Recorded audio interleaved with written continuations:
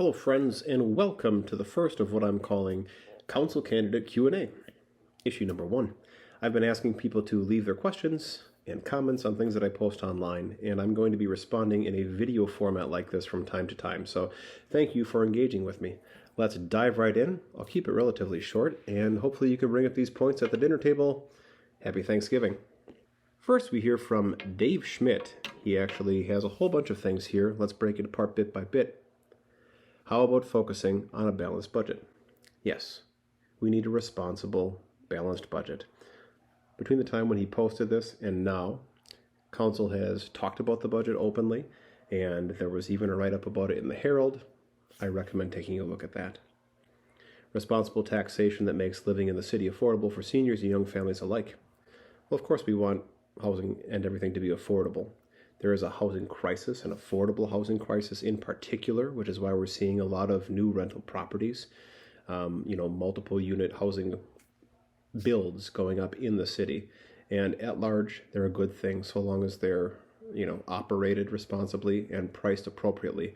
But we do have an affordable city overall. It's not for everyone, but overall, our median household income is above $50,000, and our median home price is just over $200,000. I think rent is right around $900 for a one-bedroom apartment. And I think that's particularly rough for the people who tend to be renters, and the potential income streams that they have. That $900, when that becomes $950 and $1,000, which seems to be creeping up ever so quickly, we really do get into issues where people are pinched out of their houses. And I agree. Something has to be done about that. When it comes to other responsible taxation issues, I think about things like special assessments. And if you are living in a rental property or a home and you're doing fine, but that margin for just scraping by might be tight, and you get smacked with a $10,000 special assessment, that can tax you right out of your house. So I agree, taxation needs to be responsible. Holding education taxes in line with enrollment. That's not something Common Council is responsible for. That's more a school board issue. So I recommend, if that's something you want to talk about, reach out to your school board, advocate for something, come up with a plan. Stronger support for crime reduction through increased neighborhood patrols and stronger working relationships with county government partners to better utilize resources. The first part of that, crime reduction through increased neighborhood patrols, I really like the Oshkosh Police Department. And I, for one, as a citizen, do feel safer when there are more patrols and their communication is good.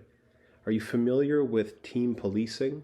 Oshkosh Police Department has like 6 or 7 of them throughout the city. In fact, you could even sign up for a newsletter, maybe once a month or every 2 weeks, that comes and talks about all the team policing happening in your area. You'll see that on screen, or you can find a link below. Bob makes a comment. To an Oshkosh renter, this sounds like code for making it easier for landlords to do substandard repairs, etc. This comment came from when I made a post about one of the points of my platform is that we need a code audit for the city. Chris Larson subsequently chimed in, and he's right. When I say we need a code audit, our codes and our permits are all over the place when it comes to their revision dates. And there are some sacred cows that are just old. And it all adds together to make Oshkosh a difficult place for some general contractors to want to work. And there are a lot of stories that can go along with that. I did an interview with Tim Neubauer from the Corbett House. If you haven't seen that, give it a watch. He talks about his experiences in the last 2 years with all the code and permit frustrations. So no, this is not code for making it easier for landlords to do substandard repairs. Quite the opposite. It's code for making it easier for them to do a better job and make those properties beautiful and safe. I got a phone call from a man named Leonard Paulzine. Leonard used to work in Oshkosh. Now he lives in the Eau Claire area. His wife Teal is from Oshkosh. Leonard asked me to speak a little bit about the school district and UWO as entities and how that sphere interacts with councilmen but doesn't at the same time, which is a wordy question. I realize that.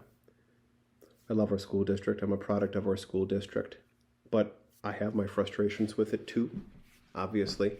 We talked about some differences in the very first question from Dave about holding education taxes in line with enrollment. It's really easy for people, myself included in the past in particular, to just blame the city for everything, but the city is one entity. And yes, there's partnerships between them, but we have to understand the difference in responsibilities between city, county, school district, UW-Oshkosh, and so forth. The university is going through a real big time of change. With those 140 layoffs just last month, that really shakes things up. And of course, the ongoing furloughs all year long. It's easy to complain about higher education, particularly if you haven't experienced it yourself. I did go to Oshkosh. I got my master's degree there. And so I really support it. And having a university in your city is huge for increasing the standard of living, regardless of the costs. You know, I have my beef from a history perspective. All the grand mansions of Oshkosh that used to be in Algoma are gone. But, you know, there's a trade-off for everything. The university brings in high-paying jobs and lots of talent, lots of intellect. And then that goes to good taxable properties. A lot of these UWO professors also have side jobs or volunteer in the community. And the students attending UW-Oshkosh are a lot of the primary workforce for service jobs, particularly in the area surrounding the university. So the benefits of having a university within the city boundaries are huge. And of course there are problems, but it is what it is. I'm kind of just rambling about these two things right now for frame of reference. It's 9:26 p.m. for me right now after a nice long day, but I wanted to get this out because I'm trying to make sure I'm communicating with a blog and interesting things every 2 or 3 days.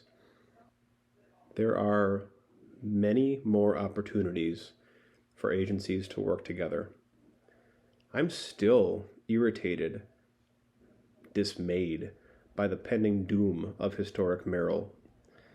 That should have been a partnership better between the school district, the city, and the university. Honestly, empty East Hall and general contractors. There were people willing to do the work.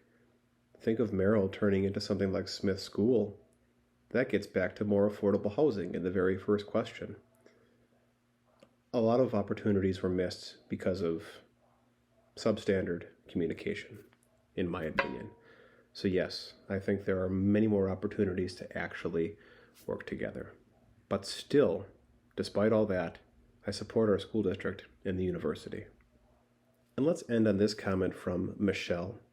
You can read what she had to write. This was in response to another one of the code posts I had made.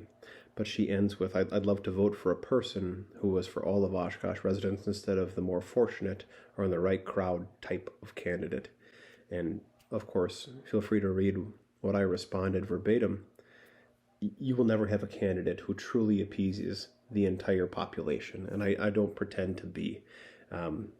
But what I am is someone who communicates my thoughts and talks with people and tries to learn to make the best decisions that I can.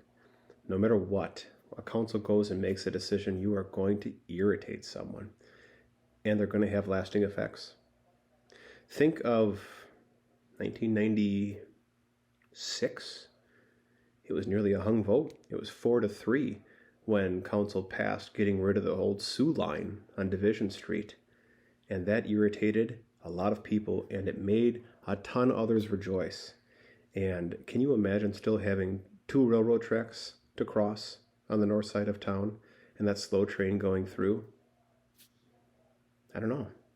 You're never going to please everyone, but time will move on.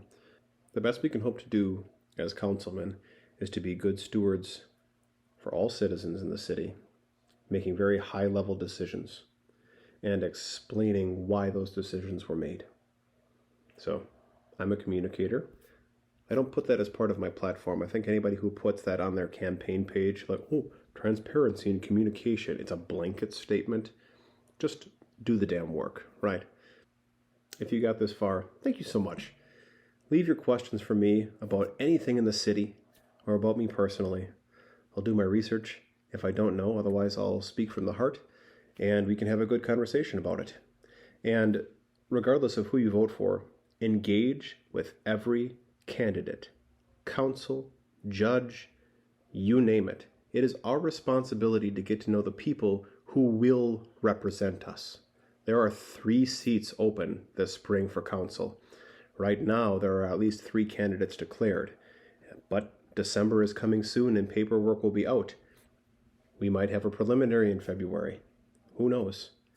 Get to know people, ask questions, and find the person who has the most in common with your beliefs and hold them accountable. Thanks for listening and considering what I had to say.